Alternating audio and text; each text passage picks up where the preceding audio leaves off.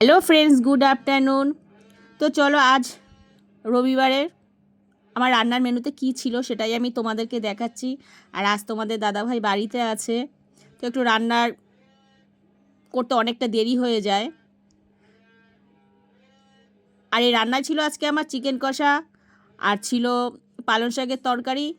তো আমি মাংসটাকে কমপ্লিট করে নিয়েছি। এবার একটি কড়াইয়ের মধ্যে সামান্য তেল দিয়েছি, সামান্য নয় পরিমাণ মতন যতটা লেগেছে ততটাই দিয়েছি। আর এই শাকের মধ্যে দিয়েছিলাম পাঁচফোড়ন আর শুকনো লঙ্কা। এগুলো একটু যখন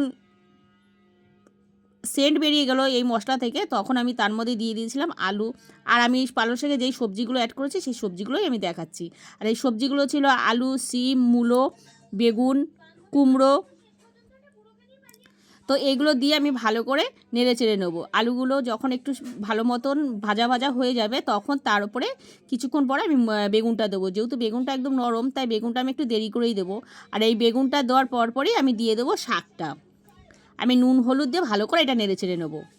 আর এই বেগুনটা দেওয়ার পরে আমি শাকগুলোকে দিয়ে দিয়েছি। যেহেতু আমি সবজিটা ভাজার সময় নুন দিয়েছিলাম, তাই এই শাকের মধ্যে নুনটা আমি সামান্য দেবো, যাতে নুনটা শাকের মধ্যেও ঢুকতে পারে।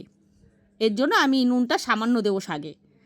তো এখন আমি এই সবজি দিয়ে এগুলোকে একটু ভালো করে নেড়ে চেড়ে নিয়ে একটু কিছু দিয়ে আমি শাকটাকে ঢেকে রাখবো। তো চলো এবার ঢাকনাটা তুলে আমি দেখে নিই শাকটা কতটা হয়েছে।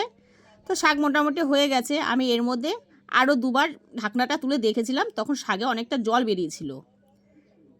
তার জন্য আমি শাকটা আবার ভালো করে ঢেকে রেখেছিলাম। আর এই শাকটা নামানোর আগে আমি কিছুটা চিনি দিয়ে শাকটা নেড়ে চেড়ে নামিয়ে নিয়েছি।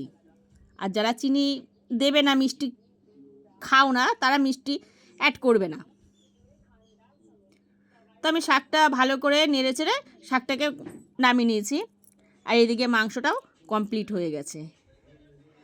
তো দেখো বন্ধুরা, আমার ভিডিওটি যদি তোমাদের কাছে ভালো লেগে থাকে তাহলে অবশ্যই লাইক কমেন্ট করবে। টাটা বন্ধুরা।